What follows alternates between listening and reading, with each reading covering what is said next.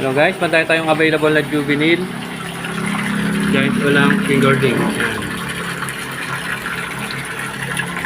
Bali, ito ang ating mga broodstock guys. Yan. Makikita nyo yan, marami yan.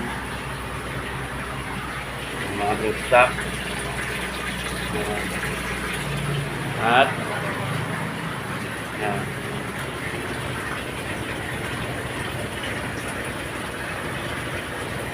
Bali, ito ang ating conditioning tank. Dito na natin kino-condition ang ating pinapa-deliver na breeder.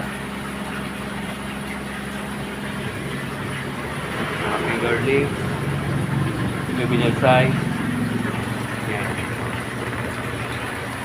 Juvenile size guys.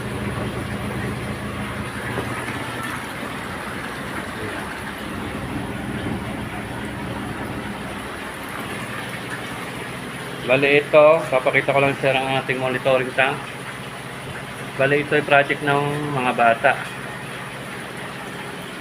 Pinomonitor ang paglaki ng ating mga ulang juvenile. Bali 3 inches na nung 2 inches ng puto nung nilagay natin. Ayan.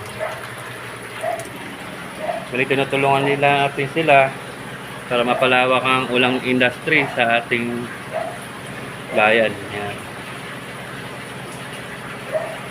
Meron siyang ammonia, tapos pH level. Bali may temperature to, mainit ang panahon ngayon, tinanggal muna namin. Sakto naman ang klima ngayon para sa ulang. Active na active silang kumain. Hanggang dyan na lang guys. Salamat.